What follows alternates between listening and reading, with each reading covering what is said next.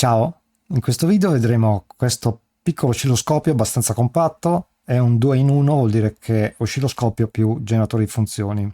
Me l'ha mandato un iscritto al canale perché l'ha acquistato penso un paio di anni fa, perché ho visto che tutti i video che girano su YouTube sono di un paio di anni fa. Me l'ha mandato perché l'ha acquistato e non riesce a utilizzarlo, vorrebbe imparare ad usarlo. Mi fa: te lo invio, fammi un video per imparare a usare l'oscilloscopio. Quindi questo video non sarà un tutorial, perché il tutorial di questo oscilloscopio è pieno su YouTube, quindi non l'ho nemmeno aperto perché ci sono tanti video dove fanno vedere già l'interno. Quindi farò vedere a questo mio amico come sono fatti i menu e come si fa ad utilizzarlo e alcune differenze rispetto allo Zoe 703S che di solito faccio vedere qua nel mio canale. Andiamo quindi a vedere il tutto in pratica. Questo mio amico mi ha mandato tutto, dalla scatola, manuale, cavetto di ricarica, l'alimentatore e le due sonde. Il manuale è in 4 lingue, ma non c'è l'italiano. Le specifiche le abbiamo solo qua dietro, perché ho guardato nel manuale, non ci sono le specifiche. Te le metto qui a fianco al manuale dello Zoe ZT 703 in modo che puoi vedere le differenze. Puoi fare un fermo immagine per vedere le differenze tra i due oscilloscopi che poi andremo a vedere. Oscilloscopio molto compatto, molto stabile perché ha questo supporto molto largo rispetto allo Zoe, è molto più largo. Questo è molto ballerino e questo è molto stabile. Poi un'altra cosa che mi piace è che qui c'è spazio per avvitare il BNC, questi tipi di BNC, e qui riuscire a avvitare e svitare questi tipi di BNC è un'impresa, perché a volte bisogna prendere la pinza. Quindi sono già dei punti a suo favore. Ho preparato anche questa tabella con le differenze tra i due oscilloscopi, le X e dove ci sono problemi. Vediamo dove ci sono le X di questo oscilloscopio. Uno è la dimensione del display, che è leggermente più piccola rispetto a questo. Abbiamo un 2,8 pollici contro un 3 pollici e mezzo. Dopotutto questo è un oscilloscopio uscito più di 2 anni fa e la tecnologia ovviamente era un pochino più indietro, specialmente sui costi dei display. Infatti si vede a occhio nudo che è molto più piccolo. Non ha la persistenza. Se ti ricordi, quando abbiamo fatto il test dello Zoe c'era la persistenza dell'immagine che qui non abbiamo. Abbiamo tante cose che abbiamo qui, che andremo a vedere, che non abbiamo sullo Zoe.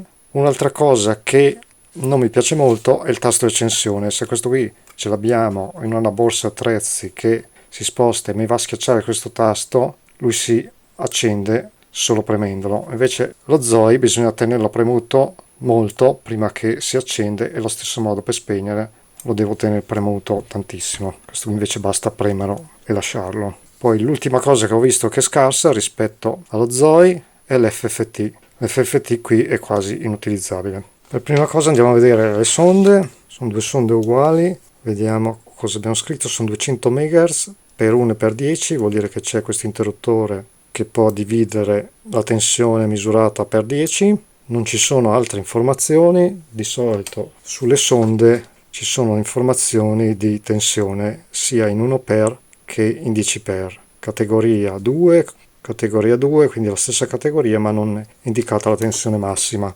Andiamo a vedere nel manuale se c'è qualcosa. Sono scritte qui: modello, quindi è il 6200, la resistenza d'ingresso è 1 mega 10 mega ohm, 1 per 10 per, la capacità, la tensione, eccolo qui, 150 volt in per 1 e 300 volt RMS in per 10. Qui ci sono gli accessori, vediamoli anch'essi.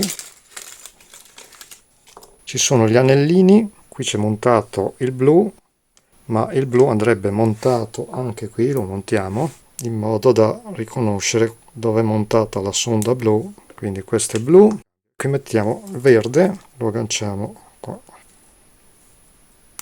sonda verde. Poi abbiamo questi comodi cappucci, sono diversi e servono quando si vanno a fare misure sui pin degli integrati.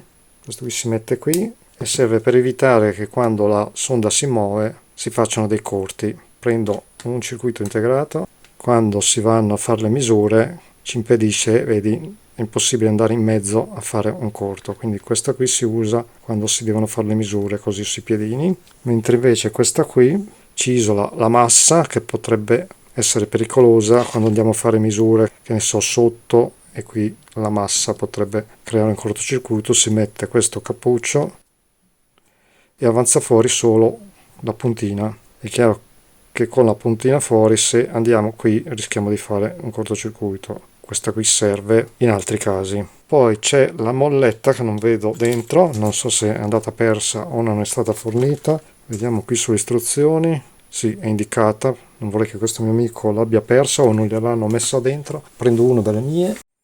La molletta è questa, va messa così, in maniera che faccia contatto qui sulla massa fino in fondo. Questa si toglie e la massa diventa questa.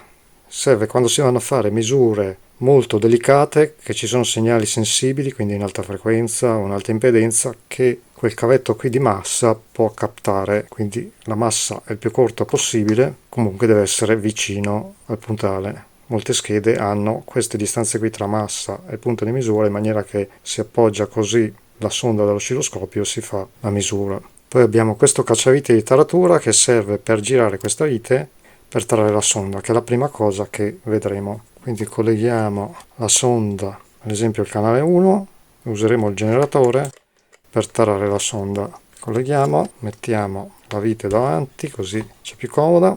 Collego anche il generatore qua sopra, basterebbe solo la pinzetta perché le masse sono in comune, quindi la massa potrebbe anche non essere collegata. Accendo. Adesso lo faccio velocemente perché l'oscilloscopio lo vediamo dopo, guardiamo solo la taratura. Ok, metto il periodo che si vede bene all'interno del mio display, deve essere selezionata un'onda quadra del generatore, frequenza 1000 Hz va benissimo, che poi ti farò vedere come si imposta il generatore. Adesso vediamo solo come fare a tarare la sonda. La sonda va tarata solo in per 10 perché in per 1 è già a posto, infatti adesso in per 1 si vede già l'onda quadra perfetta. Se metto in per 10 rischiaccio auto in maniera che riporto tutto in maniera visibile. Vedi che c'è questo stondamento all'inizio qua, e ora devo girare sul potenziometro piccolino in maniera che, ecco qua, che l'onda quadra sia perfettamente. Se esageriamo va in alto e se è poco va in basso, deve essere perfettamente orizzontale. Quindi questa sonda è tarata. Tariamo anche l'altra, quindi metto in per 10. Possiamo collegare anche solo il lato gen qui, e come vedi che anche questa va tarata. Ecco qua, la sonda è tarata. Se cambiamo oscilloscopio, cambiamo sonde, vanno comunque ritarate. Queste sonde sono tarate su questo oscilloscopio e siamo tranquilli. Dopo aver tarato le sonde, vediamo cosa sono tutti questi pulsanti. I pulsanti più importanti sono questi, più e meno V, che cambiano l'ampiezza, quindi la tensione, che è quel valore che c'è scritto qui in basso. Questo è il canale 1, questo sembra una I ma è un 1, e questo è il canale 2. Il canale si seleziona qua su, canale 1, schiacciando questo tasto va in canale 2. Adesso il canale 2 non lo vediamo perché probabilmente è spento, quindi con questi tasti si aumenta la tensione. Il più vuol dire che aumenta l'ampiezza, quindi diminuisce la tensione. Vedi 200 mV, 100 mV, 50 mV, 20 mV, 10 mV, 5 mV, che è la parte più piccola, che poi vedremo a secondo se la sonda è in per 1 o in per 10. Bisogna impostarla in maniera che di conseguenza questa lettura è corretta. Ad esempio, se usassi la sonda in per 10, se misuro 5 mV diventano 50 mV, e qui devo visualizzare 50 e non 5. Quindi vado nel menu del canale 1, qui dove c'è scritto Probe Attenuation, vado giù, anziché 1 per, qui hanno scritto I per, ma io avrei scritto 1 per, premo ok.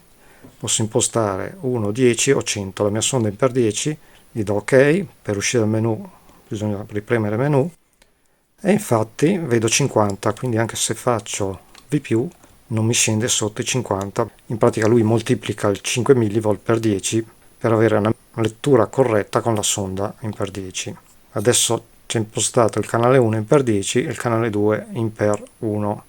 Quindi se vado sul canale 2 premendo ok e sposto più e meno, si muoverà questa tensione e questa arriverà a 5 perché il canale 2 adesso è impostato in per 1. Quindi prima di usare l'oscilloscopio dobbiamo essere sicuri che il valore che c'è qui in probe attenuation sia giusto con il canale 1, se premo canale 2, vedi che c'è 1 per, canale 2 off, schiaccio qui canale 1, 10 per, canale on. I canali posso abilitare e disabilitarli andando qui, premendo CH1, già messo in posizione in questo modo, se schiaccio ok, disabilito il canale 1. Adesso per assurdo ho tutti e due i canali disabilitati e non vedo niente. Questa configurazione non ha senso. Canale 1, abilito ed esco dal menu. Quindi abbiamo visto i tasti più importanti che sono quelli dell'ampiezza, della tensione per quadretto. 50 mV vuol dire che ogni quadretto è 50 mV. Stessa cosa sul canale 2, come abbiamo già visto.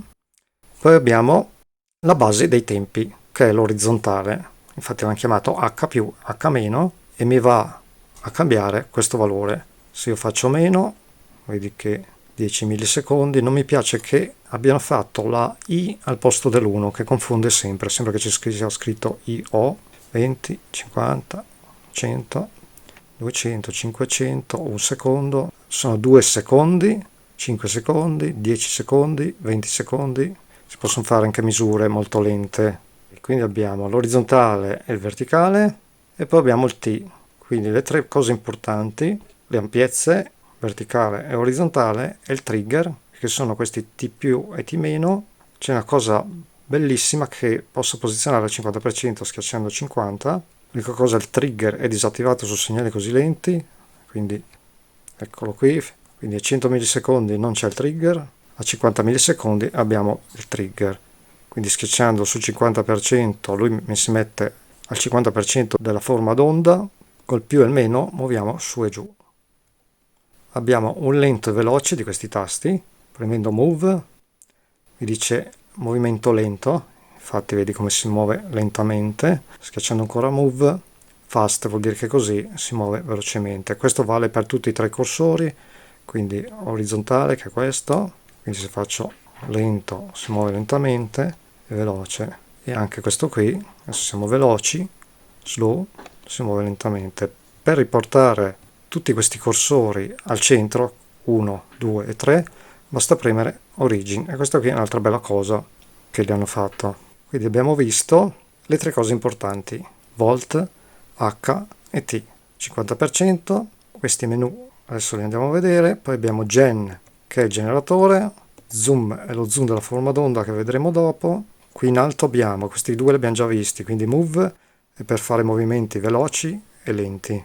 Peccato che non rimane scritto da nessuna parte, lo vediamo solo mentre si preme il pulsante. Slow e Fast. Abbiamo Origin che abbiamo visto, quindi se ci spostiamo Origin ci riporta tutto centrato. Poi abbiamo questo tasto qui che è il tasto di conferma nei menu, oppure serve per cambiare CH1 e CH2. Qui non è scritto, dobbiamo ricordarci che è l'unico tasto che ci permette di cambiare da CH1 a CH2. Adesso abilito il CH2, quindi vado su CH2, premo OK e lo abilito. Per uscire o schiaccio menu o rischiaccio CH2.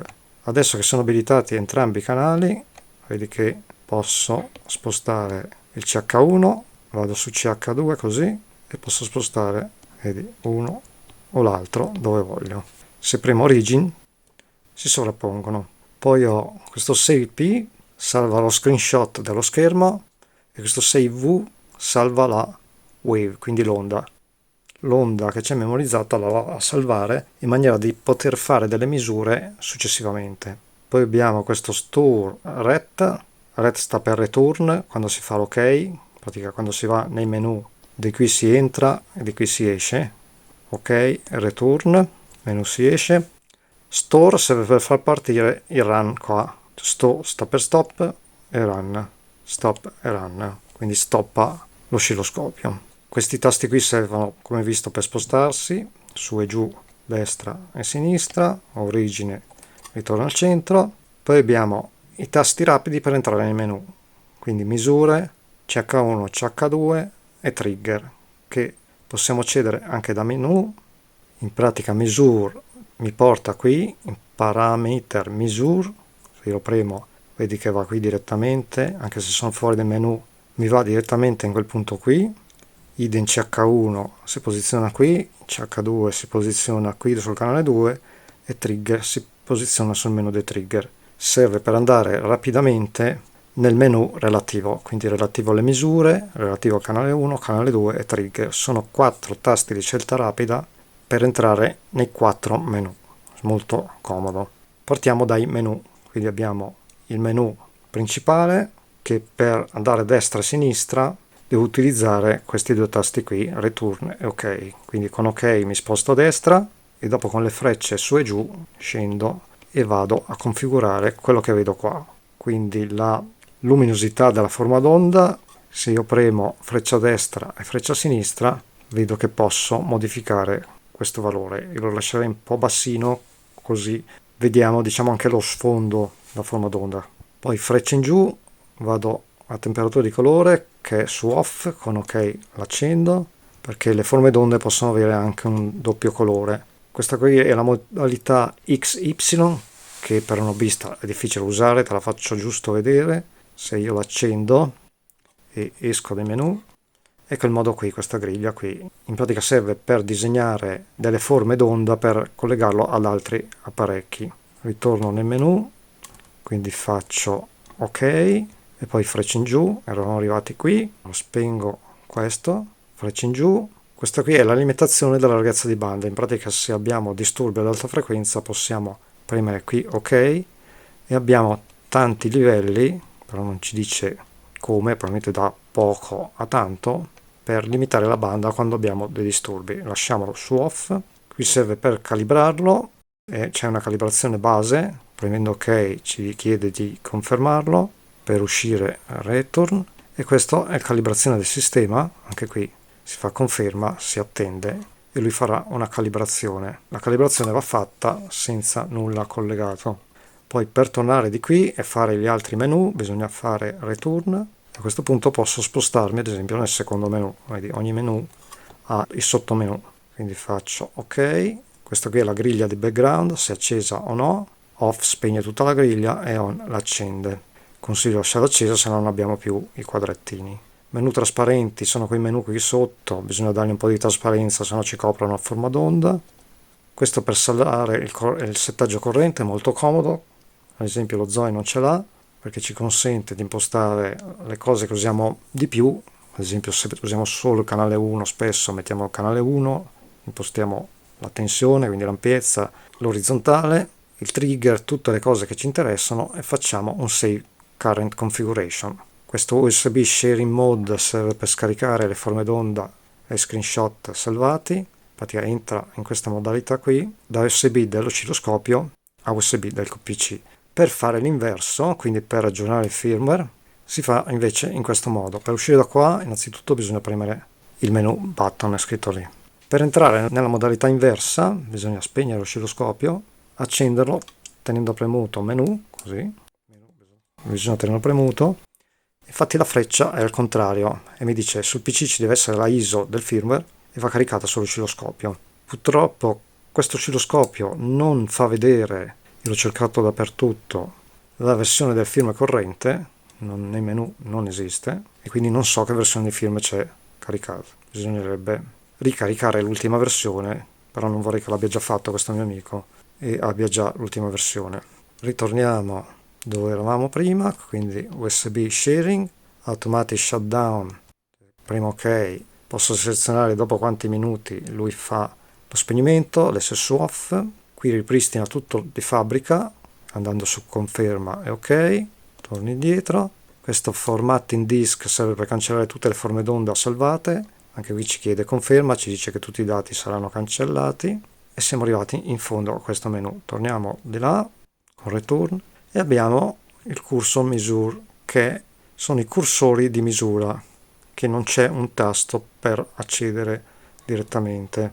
Servono per impostare dei cursori che poi li andremo a vedere direttamente facendo ok si attivano ad esempio i cursori per fare la misura in orizzontale, poi frecce in giù attiviamo quelli per fare la misura del verticale. Se io adesso esco vedrò i 4 cursori e con le frecce, vedi, posso spostare questo. Per spostarla lenta devo andare in slow, così sposto lento, così veloce. Per andare sulla barra di destra devo premere auto e si sposta questa S da qui va qui. E posso spostare questa qui. Il verticale idem, posso andare su e giù con le frecce e per andare sulla barra di sopra devo premere auto, la S se ne va sulla in alto e posso spostare. Una cosa bella che ha questo oscilloscopio è che mi misura direttamente la frequenza, cioè spostandomi qua, vedi, non ho solo il tempo ma la frequenza. Questa è una cosa molto molto comoda. Quindi per togliere i cursori devo andare su menu, andare su cursor measure, premere ok un'altra volta, frecce in giù, premere ok. Per tornare di qua devo fare return e poi ho parameter measure che ci accedo anche con questo tasto. Infatti se lo schiaccio mi va lì, quindi se sono fuori del menu premendo questo tasto ci vado direttamente. Le misure sono, adesso esco, sono queste misure qui che sono in sovraimpressione alla forma d'onda. Di misure posso farne diverse, per esempio posso mettere sia per il canale 1 che per il canale 2. Adesso ci sono attive ad esempio per il canale 1 VPP che sta per tensione picco picco e frequenza. Premo misura e sul canale 1 premo ok e qui posso andare con ok ad attivare, vedi qui si vede sotto che si attiva, posso anche attivarli tutti, però darebbero fastidio sullo schermo perché sono davvero tantissimi, e potrei farlo anche per il canale 2, quindi vado indietro, canale 2, e probabilmente tante misure attive potrebbero anche rallentare un po' l'oscilloscopio, quindi non conviene lasciarne tante attive perché oltre a disturbare la visibilità della forma d'onda potrebbero rallentare l'oscilloscopio. Adesso è giusto per vedere se con tutte le misure attive, che non si userà mai in questo modo, se io metto la forma d'onda del generatore come abbiamo visto all'inizio e premo su auto, eccola qua sotto, abbiamo tutte le informazioni, a parte che sono talmente tante che ci manda in confusione. Frequenza, tensione picco picco 150 mV, bisogna vedere se è impostata giusta la sonda, dobbiamo sempre controllarla perché a volte prendendolo in mano magari c'è il rischio che questo interruttore si sposti e dopo qui le misure potrebbero essere sbagliate. Quindi abbiamo il DT e il duty cycle, quindi la larghezza della parte positiva, DT meno la larghezza della parte negativa, il tempo del periodo, la tensione solo positiva, in questo caso è uguale anche a V picco picco, il tempo positivo, il valore minimo, il valore medio, il valore RMS e il valore massimo, quindi abbiamo tutte le possibilità più usate. Per togliere tutto o rimettiamo di fabbrica, se no bisogna farlo uno alla volta, bisogna andare su misure, non c'è un tasto che disabilita tutto, ma devo andare uno alla volta a spegnerlo in questo modo. Io lascerei solo, come era impostato prima, la frequenza e V picco picco, che sono le informazioni base da sapere. Canale 1 e poi lo mettiamo anche per il canale 2, quindi return, freccia in giù, conferma e metto la stessa cosa anche sul canale 2. Ok, l'unica cosa che 4 misure probabilmente non ci stanno e la quarta va lì sopra. Ritorniamo nel menu. Dopo i parametri di menu abbiamo data browser, sono le forme d'onde salvate, le vedremo dopo. Abbiamo gli screenshot, la forma d'onda e questo capture browser è la cattura della forma d'onda per poi inviarla al generatore di funzioni, questo qui lo vedremo dopo. Idem questo capture output e questo è il menu del canale 1 che si accede anche premendo canale 1. Quindi abbiamo l'abilitazione del canale, probe attenuation è quello che abbiamo visto, è l'attenuatore della sonda che deve corrispondere. Ad esempio adesso sono sul canale 1, devo mettere per 10, quindi faccio così, ok.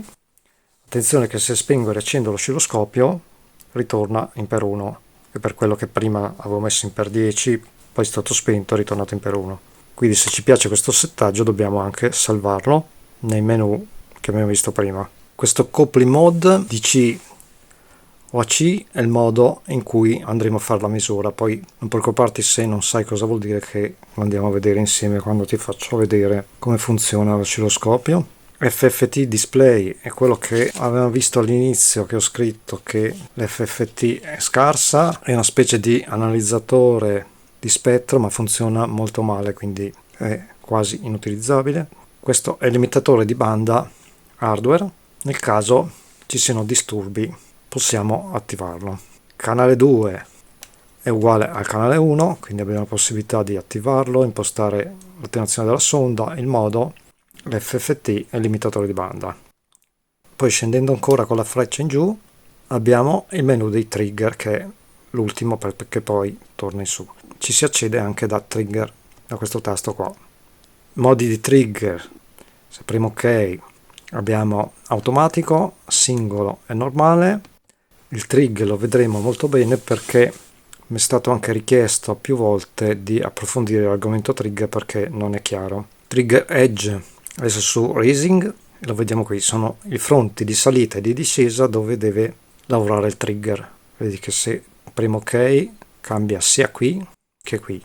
Trigger channel, dove viene triggerato il segnale, perché il trigger è uno solo, o triggero il canale 1 o triggero il canale 2. Adesso su sul canale 2, per cambiarlo bisogna premere ok, ripassa dal canale 1 al canale 2, quindi canale 1 e canale 2. Lasciamo sul canale 1 e anche il trigger ha un menu dedicato per ridurre le interferenze in alta frequenza, quindi anche qui abbiamo livello 1, livello 2 e livello 3. Lasciamo su off. Basta, abbiamo finito di vedere tutti i menu, quindi inizieremo a usare in pratica l'oscilloscopio con solo il canale 2 acceso. Quindi per spegnere il canale 2 hai capito come fare, devo premere canale 2, è già posizionato nel punto giusto e premere ok, basta. Quindi canale 2 più ok, attivo e disattivo il canale, poi ripremo menu per uscire. Applichiamo adesso una forma d'onda, la prelevo dal generatore, quindi c'è la sonda collegata sul generatore, la sonda è in per 10, quindi controlliamo premendo canale 1 se qui c'è scritto 10, ok. Quando andiamo a misurare un canale di cui non sappiamo che frequenza, che tensione abbiamo, dobbiamo sempre partire magari da una tensione alta, guarda caso è già impostato a 20 volt, fino a scendere, fino a vedere qualcosa. Con V più e V meno mi sposto, vedi che inizia a vedersi qualcosa, adesso sono a 1 volt, così sono a 2 volt. Per centrarla su e giù con le frecce la sposto così. Questo qui è il punto di 0 volt. Se schiaccio origin ti ricordi che porta tutto centrato. Perché continua a ballare? E qui entra in gioco il trigger.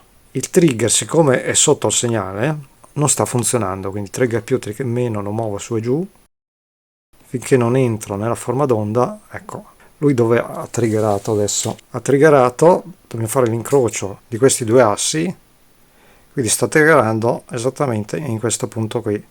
Se io lo alzo su facendo trigger più o trigger meno, quindi se ne va su, per cambiare la velocità ti ricordi che bisogna prendere slow, quindi lui andrà lentamente.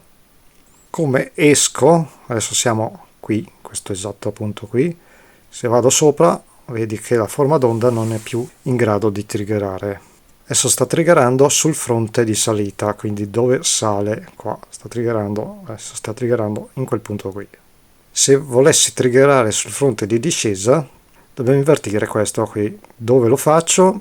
Dobbiamo andare sul menu trigger e cambiare questo trigger edge, adesso su raising, premendo ok, lo porto su failing. Vedi che c'è freccia in giù, adesso col menu esco e come puoi vedere è andato a triggerare in quel punto qui. Mettiamo un'onda triangolare così è più chiaro, così iniziamo a vedere anche il generatore. Il generatore si accede da qui, adesso è su wave, premendo ok si sposta da wave a duty alla frequenza. Noi dobbiamo cambiare la forma d'onda. Ed eccola qui, forma triangolare, ce ne sono tantissime di forme d'onda. te le passo velocemente. Queste qui sono tutte le forme d'onda impostate, più la custom che vedremo alla fine. Quindi mettiamo una triangolare, così si vede meglio il trigger. Spengo il menu del generatore, adesso c'è un'onda triangolare a 1000 Hz e lo vediamo qui, 1 kHz. Questo generatore di funzioni ha un problema, non so se ti sei accorto, che non parte da 0 e questo è un problema. Questo è lo 0, parte da, adesso siamo a 500 mV a quadretto, qui sono circa 400 mV. Per fare queste misure ci vengono in aiuto i cursori, che poi li metteremo per vedere di fare ad esempio adesso questa misura. Potremmo farlo anche con Vmin oppure con i cursori. Quindi V picco picco è 1,43 volt, quindi da qui a qui, la frequenza è 1 kHz, il periodo possiamo misurarlo con i cursori oppure mettere la misura del periodo. Finiamo il trigger, adesso è triggerato in quel punto qui, vedi che è fermo qui, se sposto questo vedrai che la forma d'onda si sposterà, vedi? La sto spostando più e meno, vedi, sta triggerando qui, come esce, l'oscilloscopio non è più in grado di tenerla ferma, quindi è casuale. Se si ferma ogni tanto è proprio casualmente, perché mentre muovo il trigger probabilmente rallenta l'oscilloscopio e me la fa vedere un pochino più ferma. E questo è il trigger, però il trigger, oltre ad avere il fronte di salita e di discesa su e giù, destra e sinistra, perché io potrei spostarlo anche qua dove voglio, mettiamo al centro, ho anche questo modo qui, T sta per trigger, mi dice che è in automatico, questo qui è tutto il menu dei trigger, quindi qui abbiamo canale 1, canale 2 e trigger. Trigger è solo automatico, fronte di discesa e canale 1, perché potrei impostare il trigger anche sul canale 2. I modi qui sono più di uno e li vedo qui sul trigger mode. Adesso è su automatico, lo potrei mettere su normal prima, ok, e qui è apparso normal. Esco dal menu, apparentemente non è cambiato nulla, quindi se io sposto il trigger vedi che... però vedi cosa succede? Quando il trigger esce, vedi? La forma d'onda viene congelata e questa è la differenza. Gli potrei togliere anche la sonda e il segnale è congelato. Se faccio uno stop e un run, lui tiene in memoria sempre l'ultima. Quindi se io vado fuori col trigger e cambio la forma d'onda, ci metto una onda quadra, vedi che non cambia, perché la forma d'onda è congelata e quella che c'era in precedenza, perché ancora il trigger non ha catturato niente. Poi c'è l'ultimo modo che è il single e qui appare SIG, esco dal menu, vedi che su stop, se io attivo lui passa in stop perché cattura solo il primo. Se io faccio così, vedi che lui adesso è in run, sta attendendo il primo trigger, come lo prende, tac, lui va in stop, quindi cattura solo il primo. Il normal continua a catturare e in single cattura il single, e anche qui se io tolgo il segnale, come vedi rimane l'ultima forma d'onda. Se io faccio adesso schiaccio stop, lui va in run e aspetta il primo trigger. Se solo appoggio un attimo, vedi che ho fatto male il contatto perché l'ho appoggiata così, l'ho strisciato, ha catturato questo qui, questo stava scendendo qui la forma d'onda, qui stava salendo, poi dopo l'ho tolta e è andata a zero. Quindi questo è quello che ha catturato, quindi se ci servono a catturare forme d'onda veloci col modo single lo possiamo fare. Adesso ti faccio un altro esempio collegando il generatore di funzioni esterno mio. Ho collegato adesso il mio generatore di funzioni esterno, rimetto il modo trigger auto, rimettiamo in run, manderò un impulso velocissimo, quando senti beep arriva un impulso. Come vedi non riusciamo a vederlo, è proprio casuale, ecco, si è intravisto. Nel modo auto non c'è verso di catturarlo. Andiamo nel modo normal, il menu di trigger, trigger mode normal, e rinvio questo impulso. L'ha catturato. Adesso lui cattura velocemente tutti i tipi di trigger che arrivano, quindi se ne arrivano tanti velocemente lui li cattura tutti. Se cambiano, ad esempio se ne mando 2 di impulsi, lui continua a catturare tutti i trigger che arrivano. Invece se a me interessa catturare solo il primo, non posso metterlo in normal perché lui continua a catturare velocemente, in pratica è sempre in run. Quindi se volessi catturare solo il primo, devo andare a dirgli che voglio una cattura singola. In questo caso, anche se continuano a variare, quindi qui lo metto in run, lui catturerà. Adesso gli dico che voglio un impulso, trigger, ha catturato, quindi se ne arrivano anche altri, adesso gli dico 2 impulsi, ne sto mandando 2, come vedi adesso continuano ad arrivare 2 impulsi e lui non li cattura più perché è in single. Dovrei rimetterlo manualmente in run e vedi che ne ha catturati 2, mentre invece in normal lui continua a catturarli. In auto questi qui non riesco a vederli, rimettiamo in auto, sono ripassato in auto, quindi se faccio arrivare i miei impulsi non riusciamo a catturarli perché non li trigger. Ecco, l'abbiamo visto un attimo, quindi o andiamo in normal o andiamo in single. Rifacciamo, andiamo in normal, mando i miei impulsi ed eccoli qui catturati. Una volta catturati li posso andare a fare delle misure, quindi anche se staccassi il BNC, il segnale è catturato, posso salvare lo screenshot e salvare il waveform, quindi salvare la forma d'onda. Quindi ho salvato sia la videata sia la forma d'onda, poi andremo a vedere. Per fare le misure, come ti accennavo prima, che poi metteremo ancora il generatore per fare quella misura che ci interessava, posso usare i cursori, quindi menu cursori misura, misura cursori, qui cursor misure, e attivo ad esempio i cursori che mi possono misurare l'orizzontale, quindi la frequenza o la tensione.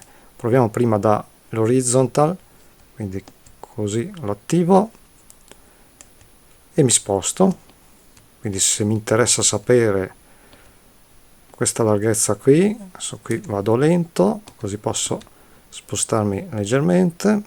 Per passare di qua dobbiamo prendere auto, viene fuori questa S qui, e qui vedi che ho già il tempo, questo è metà periodo, perché la frequenza, qui faccio così così va più veloce, è 1 kHz, infatti sul mio generatore c'è impostato 1 kHz.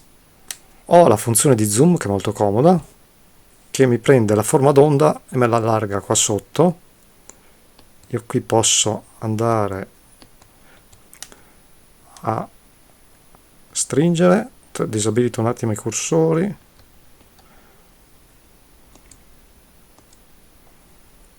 posso andare esattamente a vedere l'ingrandimento di una parte. Vedi che se mi sposto mi allargo, quindi posso andare esattamente a allargare ciò che mi serve.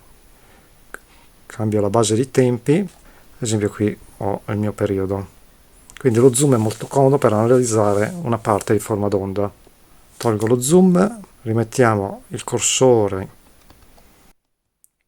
adesso mettiamo il vertical e riusciamo a misurare l'ampiezza verticale, quindi la tensione. Quindi premo auto, per centrarli bisogna andare in slow, siamo sul CH1, ho 488 mV che dovrebbe corrispondere a questo al picco picco qui 500.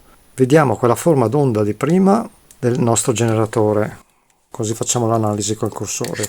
Riattacco la sonda dell'oscilloscopio, la rimetto in per 10 perché prima l'ho spostata, perché quando si collega un generatore esterno bisogna metterlo in per 1 e adesso la sonda è in per 10, oppure lasciamola in per 1 che per fare queste misure va benissimo. Lasciamo la sonda in per 1, tanto dobbiamo misurare tensioni basse e frequenze basse. Accendiamo il generatore, che il generatore ha l'onda triangolare. Adesso qui ci dice che sono nel menu cursori, con questo qui posso cambiare CH1, CH2 e cursori. CH1, posso premere anche auto, così in automatico mi centra la forma d'onda. Volevo misurare tra il punto di 0 che è questo, se faccio origin, vedi che me lo mette qui. Andiamo a vedere il trigger come impostato. Adesso su normal, mettiamolo su auto, ok, sposto il trigger su in maniera che entri nel trigger e voglio misurare questo offset qui. Come ti dicevo all'inizio, questo generatore qui, avendo questo offset, non è molto utilizzabile. Quindi sposto i cursori, bisogna andare qui su trigger, premendo ok, ci deve essere CSR. Con le frecce mi sposto, vado in veloce, quindi più o meno da quel punto qui, adesso li metto bene. Abbiamo 380 mV di offset e questo non va molto bene per un generatore di funzioni, questo offset, quindi questo generatore di funzioni è poco utilizzabile appunto perché ha questo offset. I generatori di funzioni anche non professionali, tipo il mio, che è questo qui, ha comunque tutte le funzioni per spostare la forma d'onda, per poterla utilizzare in vari casi. Questo generatore, avendo questo problema, non va bene. Rimetto il generatore così ti faccio vedere come si può spostare la forma d'onda. Qui ho la mia forma d'onda sinusoidale, premo auto così ce lo centra in automatico. Ok, togliamo i cursori che disturbano, quindi faccio menu cursori, spengo i cursori. La forma d'onda adesso è perfettamente centrata. Questo generatore invece ce l'aveva tutto da una parte. Se io faccio offset, io posso, vedi, spostarla. Adesso è andato fuori trigger, quindi trigger lo sposto su, eccola qui. Adesso è tutta offsettata, si dice, da una parte. Potrei metterla che parte dallo 0, qui faccio auto, così me la centra, vedi, lo 0 è qui, e la sinusoide è tutta spostata su positivo, oppure potrei fare l'inverso, spostare tutto su negativo. La ricentro, faccio origin e lui centra tutto. Spero che i concetti di trigger siano abbastanza chiari. Vediamo adesso di mettere una forma d'onda un po' più complessa, ad esempio modulo questa forma d'onda qui. Questo è un segnale da 10 kHz modulato in ampiezza a 500 Hz. Cosa vuol dire? Che questo è 500 Hz che vediamo. Se cambio la base dei tempi, qui vediamo il 10 kHz che più o meno ci viene indicato qua. Se andiamo con i cursori, menu cursori, ok, tolgo. Se prendo un periodo, più o meno è qua, un periodo sono 10 kHz ed è modulata in ampiezza, quindi a secondo di dove vado a misurare cambia l'ampiezza, di 500 Hz. Infatti se cambio la base di tempi, sposto il trigger sulla parte bassa, così sta più fermo, e vedi che tra un picco e l'altro, che è la modulazione, è 500 Hz. Io potrei anche congelare la forma d'onda facendo stop, potrei qui fare lo zoom, quindi cambiando la base dei tempi, andare a vedere esattamente, vedi, adesso con le frecce posso spostarmi, qui devo togliere il cursore premendo ok, quindi canale 1, come vedi qui posso spostarmi e andare a vedere nei particolari come è fatta la forma d'onda all'interno. Funzione di zoom molto comoda.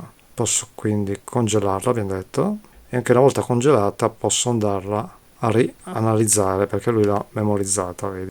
Stacco il generatore di funzione esterno. Vediamo adesso le forme d'onda che abbiamo salvato. Abbiamo salvato uno screenshot e una forma d'onda, quindi andiamo nei menu, in data browser, vedi che abbiamo un picture e un waveform. Vediamo prima la picture, facciamo ok, ok e ok. Questo è lo screenshot salvato, quindi tutto quello che c'era a video. Quindi col cavetto USB possiamo scaricare questa immagine. Qui c'è la possibilità di cancellarla facendo questi tasti qui, corrispondono a quello che c'è scritto sopra qui, quindi questo è un delete, select, delete, ok, è stata cancellata. Vado in waveform, quindi queste qui sono le forme d'onda, ce n'è una sola, quindi se schiaccio invio ho la forma d'onda salvata e questa forma d'onda salvata è, diciamo, viva. Posso andarla, vedi, a spostare e a misurare. Se metto i cursori mi appaiono sopra la forma d'onda salvata e posso andare a fare delle misure, cosa molto comoda. È chiaro che se schiaccio run la forma d'onda se ne va. E anche qui abbiamo la possibilità di cancellarla facendo select, selezionandola, delete, ok. Dopo qui non ho capito come fare a tornare indietro perché nessun tasto fa niente, non risponde. bisogna fare menu e ripremere menu. Dopo c'è questa utile funzione cattura uscita. Questo vi serve per catturare una forma d'onda e poi passargliela al generatore, anche se ho visto non è il massimo, per fare una forma d'onda nostra da impostare qua. Oltre a queste impostate, che sono queste qui, possiamo crearne una nostra che si chiama custom, che è vuota, che si richiama dalle forme d'onda memorizzate, però prima bisogna memorizzarla, quindi bisogna prima inserire una forma d'onda da fargli memorizzare. Quindi accendo il mio generatore, cambia forma d'onda, mettiamo una semplice, anche se lui ce l'ha già dentro questa. Allora, trigger 50% e si ferma. Devo entrare nel menu, ad esempio se io voglio questa onda qui, far sì che il mio generatore generi questa forma d'onda, ammesso che non sia dentro in quelli predefiniti, io posso salvarla e fargliela generare. Devo andare nel menu, qui in Capture, fare ok e si apre questa finestra e dobbiamo prendere un periodo completo. Quindi con le frecce andiamo a prendere il periodo, ad esempio che va da qui, poi con auto ci spostiamo dall'altra parte, con move vado lento e prendo un periodo. Dopodiché quando è tutto a posto premo ok, aspettiamo un attimo, ecco che l'ha salvata perché è andato via. Se adesso vado nel menu dentro in data browser c'è un item che è quello che abbiamo salvato adesso, quindi vado a vederlo, ce lo troviamo qui, dobbiamo selezionarlo, select con ok e dovrebbe averlo portato nel generatore. Vediamo se è così. Generatore, non la vedo, probabilmente non è stata riportata. Andiamo, ritorniamo sul menu, qui c'è scritto set, select, non è molto chiaro, set, forse è così, set. Torno di là, generatore, custom, eccola qui che me la fa vedere. Adesso tolgo la forma d'onda che arriva dal mio generatore, attacco la sonda e vediamo cosa esce dal generatore, se è riuscito a farlo uguale o meno. Faccio auto e incredibilmente, se sono forme d'onda semplici, vediamo se cambia la base dei tempi, è riuscito a generarla perfettamente. Incredibile. Custom, perché lui ha dentro una forma d'onda così. Eccola qui, questa qui è quella uguale a quella memorizzata, la chiama full custom. Non capisco che adesso ci sono anche quei disturbi lì, vediamo che prima non c'erano. Vabbè, comunque qualcosa memorizzato, meglio di niente è. Però abbiamo sempre il problema che ha questo offset, quindi come dicevo prima all'inizio, questo generatore di funzioni, anche se ha questa utile funzione, è poco pratico, perché se da punto di zero ho tutto questo offset, ho un volt e qualcosa, non va bene. Vediamo adesso qualcosa di pratico con questa schedina che ho già fatto vedere in un altro video, che è molto utile per imparare a usare l'oscilloscopio. Ho collegato tutte e due le sonde, la verde e la blu, quindi la verde è il canale 1 e la blu è il canale 2, così riusciamo a riconoscerle immediatamente, se no bisogna andare a seguire i cavi. Ho collegato anche il caricatore perché ho visto che si scarica molto velocemente. È un problema di questo oscilloscopio che la batteria non dura molto, infatti l'avevo caricata tutta prima di iniziare il video, ma adesso è arrivata poco meno di metà, quindi ho attaccato un power bank. Attenzione quando si usano le sonde che le masse sono tutte in comune, quindi anche questo è il power bank e sarà allo stesso potenziale del coccodrillo, quindi attenzione a quello che si misura perché potrebbe diventare pericoloso, quindi è meglio avere un power bank piuttosto che usare il suo alimentatore da rete, anche se isolato, ma è meglio non fidarsi molto. Quindi prendo la sonda 1 che abbiamo detto la verde, eccola qua,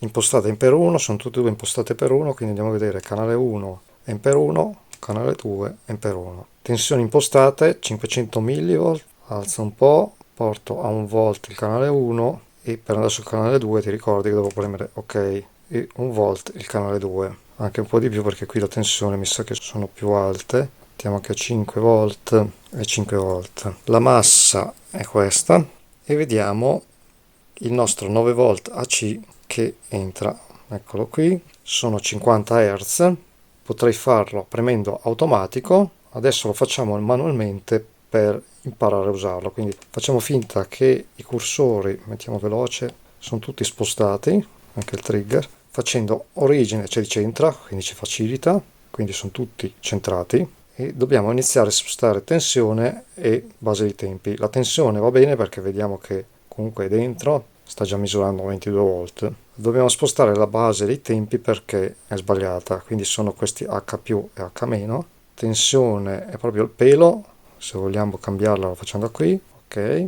La sinusoide non è proprio perfetta perché è un po' deformata dall'inverter fotovoltaico che sta generando. Se sul canale 2 ci metto il generatore, quindi vado a canale 2 da qua, se sposto su e giù, ricontrollo se il canale 2 è attivo, è andato in off quando probabilmente ho schiacciato su auto, quindi lo attivo, eccolo qui, abilito l'uscita del generatore, ho impostato 50 Hz, alza un po' la tensione, ampiezza, e questa qui la portiamo su per farti vedere, vedi la differenza tra la forma d'onda generata da un generatore di funzioni e quella che sta arrivando dalla rete, che è un po' deformata. Ok, gli cambio la fase sul generatore, vediamo se riesco a sovrapporle. Ok, allarghiamole, vedi, adesso non le sovrappongo, le metto lì vicine, vediamo che la differenza c'è. Così hai visto anche come usare i due canali con due fonti contemporaneamente diverse. Premo auto, così vediamo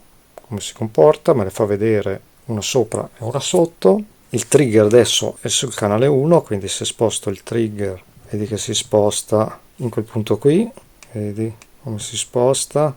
Potrei triggerarla sul canale 2, quindi devo andare sul menu di trigger, qui dove c'è il canale, quindi devo spostarmi in basso e dirgli canale 2, esco, adesso il trigger è qui, se già faccio il 50% lui si dovrebbe mettere al 50% del canale 2, proviamo, ok, si è messo esattamente qua, quindi sta triggerando in quel punto qui, e anche qui se sposto su e giù si sposta. E se adesso premo zoom, cos'è che zoom? Proviamo, tutte e due le forme d'onda, me le porta qua sotto, quella finestra qui è ingrandita qua sotto.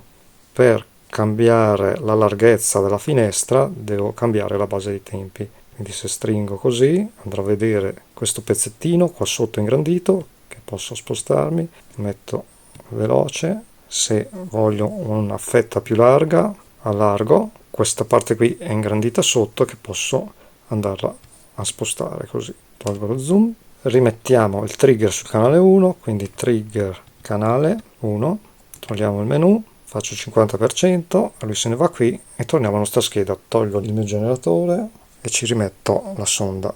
Quindi abbiamo il segnale che entra, che ha una tensione picco picco di 39 volt, la frequenza è 50 Hz, la larghezza del periodo possiamo misurarla con i cursori come abbiamo visto, oppure mettendo delle misure. Con il menu misura, canale 1, vado qui e cerco periodo, non è V ma sarà T, tempo sta per periodo, ok, poi esco, infatti 20 millisecondi è la larghezza di un periodo. Se provo con i cursori, se metto i cursori mi misurerà esattamente 20 millisecondi, oppure conto i quadretti, perché se un quadretto è 5 millisecondi, parto da qui, ad esempio a quel punto qui, 5, 10, 15 e 20 sono esattamente 20 millisecondi. 50 Hz che è la frequenza di rete. Metto la seconda sonda, la massa in questo caso non serve perché sono in comune, la frequenza è bassa, non ci sono disturbi, potrei anche toglierla dalla seconda sonda e vado qua dopo il diodo e ho la tensione raddrizzata da un solo diodo, quindi viene tolta quella parte qua sotto. Se io adesso sposto il canale 2, ricordiamoci sempre che con questo ci spostiamo canale 1, canale 2 e cursori quando sono accesi, quindi canale 2 lo porto su, quindi se vado a sovrapporli o porto giù tutto facendo un origine, meglio ancora, vedo che il mio diodo sta raddrizzando, ovvero sta facendo passare solamente la parte positiva, questa parte negativa qui non c'è più. Per portare sopra anche questa parte qui negativa dobbiamo fare quella cosa qui, un ponte di diodi. Ponte di diodi ce l'abbiamo qui, è questa qui, mettiamoci qui, spostando l'interruttore vedi che posso cambiare, quindi ho il raddrizzatore a mezza semionda e a doppia semionda si dice, quindi anche la parte sotto viene portata sopra. Se ci metto un condensatore, quindi se tra il meno e il più ci metto un condensatore, vedi che viene raddrizzata. Andiamo qua ad esempio, vedi che qua c'è già un ripple perché c'è già il carico di quei led qui. Il ripple cosa vuol dire? Che il condensatore non è sufficiente a riempire tutti i buchini. Se io ci aggiungo un condensatore più grosso, vedi che diventa quasi piatto. Per misurare il ripple dobbiamo ingrandire quella parte qui. Adesso togliamo il canale 2 che ci dà fastidio, quindi canale 2 off.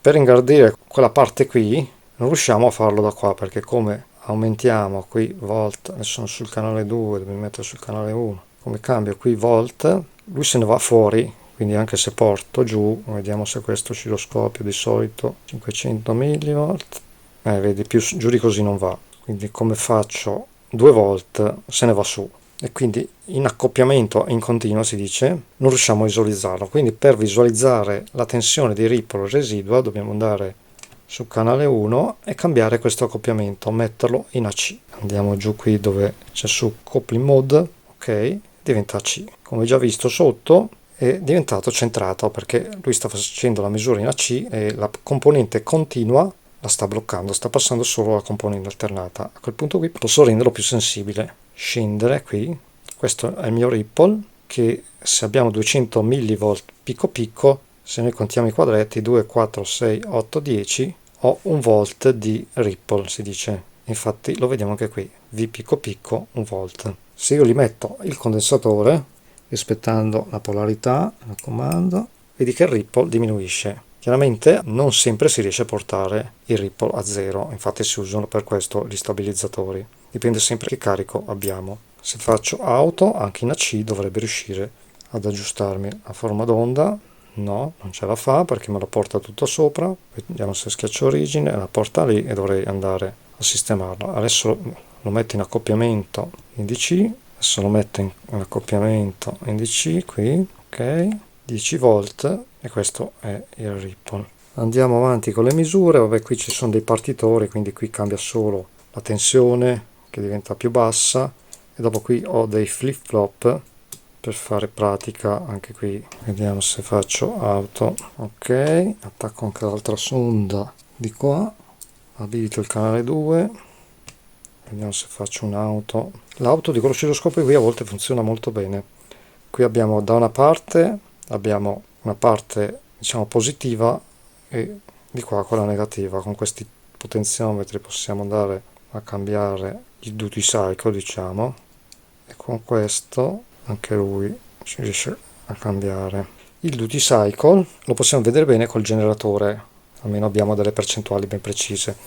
Togliamo questa scheda, canale 1 che è verde, lo rimetto sul generatore, accendiamo il generatore, metto onda quadra, duty cycle 50%, spegniamo il canale 2, un generatore, spegniamo il canale 2, facciamo auto, così ce lo centra subito. Ok, adesso abbiamo una frequenza di 1 kHz, proviamo a cambiare la frequenza che non l'abbiamo ancora fatto, bisogna andare con l'ok qua, con le frecce ci spostiamo qui e ad esempio se dobbiamo fare 10 kHz, 1 e 0, questi 10 kHz. Ovviamente dopo bisogna cambiare la base di tempi in questo modo.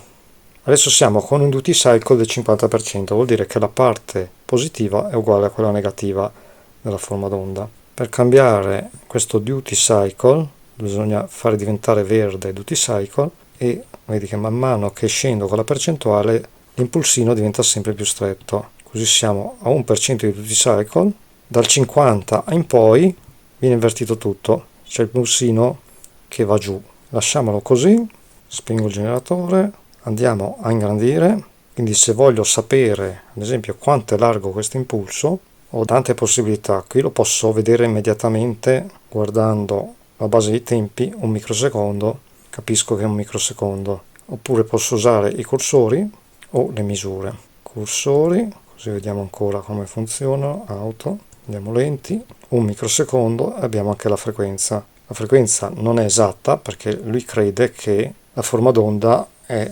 50%, chiaro, non siamo a questa frequenza adesso, quindi bisogna prendere con le pinze la frequenza perché la frequenza è esatta solo se abbiamo il duty cycle al 50%. Se riesco a riportarla perché ok, 50, cambio la base dei tempi, quindi stringo, faccio rientrare un periodo. A quel punto qui adesso se misuro il periodo con i cursori, quindi sono già su cursore, quindi se mi metto così, ho la mia frequenza che sono 10 kHz più o meno, perché non è precisissimo, diciamo.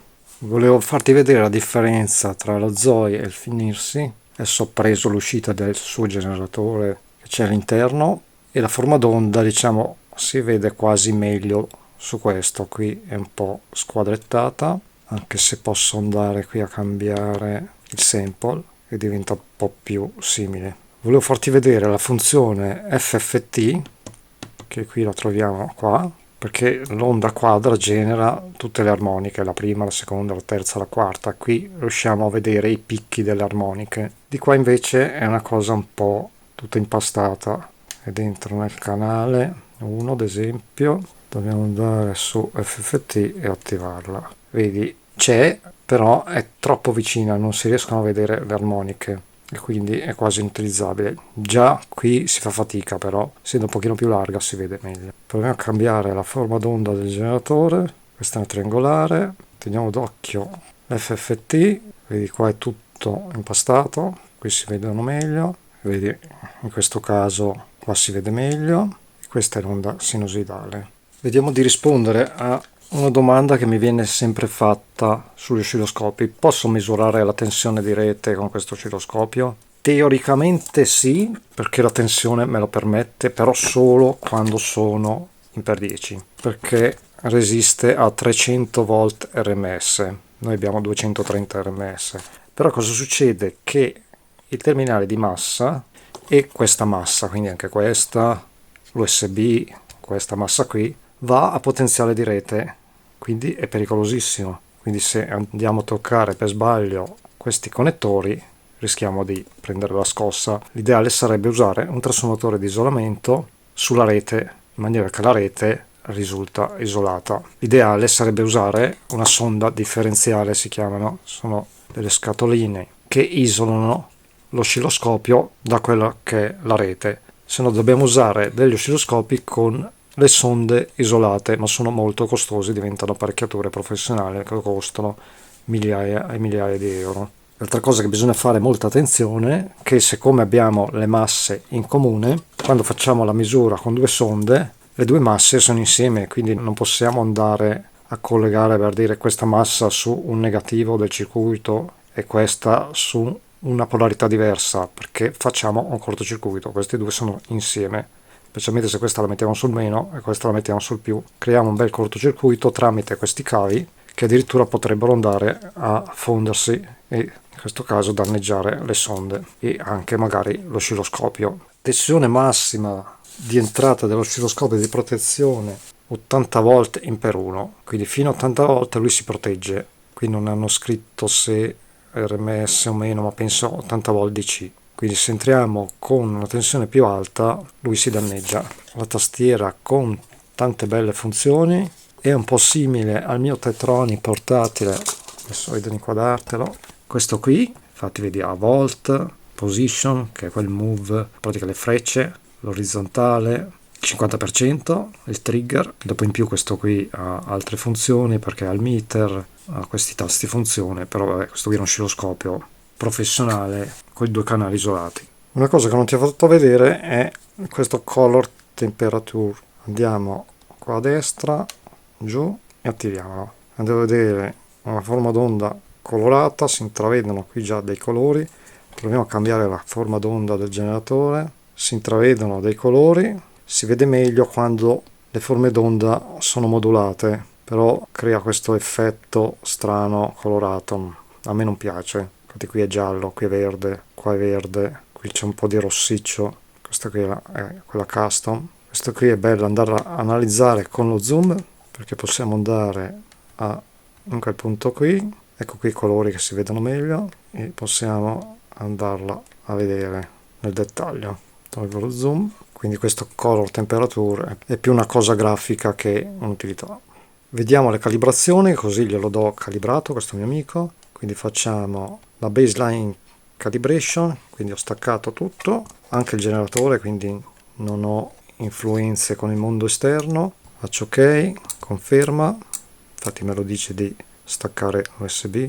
La calibrazione di base è velocissima. Dopo abbiamo quella di sistema che è un po' più lunga. Adesso metto in pausa il video perché ci impiega, mi pare, un minutino. Ok, alla fine esce un calibration successful e va in questa condizione. Vediamo se mettendo origini è tutto centrato, vuol dire che la calibrazione è perfetta. Adesso gli imposto a questo mio amico una configurazione iniziale molto semplice, ad esempio gli metto il canale 2 su off, è già off, un canale 1 col probe al 10%, al probe in 10x, così gli darò le sonde in per 10, gli dico di usarle in per 10, anche il canale 2 lo metto col probe in per 10, ok, poi le tensioni le alzo un po', 5 volt, e canale 2 anche lui a 5 volt anche se in off, il trigger in automatico, questo qui lo mettiamo su canale 1, il tempo lasciamo un tempo medio, in run automatico, fronte di salita, VPP-F, sono le cose basilari, aggiungiamo un terzo, non mi ricordo più se ci sta, quindi misura, possiamo mettere un VRMS ad esempio, che anche lui è comodo da avere, sì ci sta, ok, quindi ci sono 3 misure e a questo punto lo salvo come settaggio di configurazione. Se ne posso saltare solo uno, non mi chiede di dargli un nome o meno, quindi è solo questo, ok, mi chiede conferma, ok, mi ha detto che è completato, quindi se adesso lo spengo e lo riaccendo mi aspetto di trovarmi 5 volt, 5 volt, canale 1, fronte di salita 1 millisecondo e glielo rispederò indietro in quel modo qui. Spero di essere riuscito a far capire come si fa a usare un oscilloscopio. Lo so che non è semplice perché inizia, specialmente quando nei menu escono tantissime voci. Spero che sia utile sia a questo mio amico che a tante altre persone che mi chiedono spesso di fare qualcosa di semplice per iniziare a usare l'oscilloscopio. Quindi spero che sia stato utile un po' a tutti e noi ci sentiamo e vediamo al prossimo video. Ciao!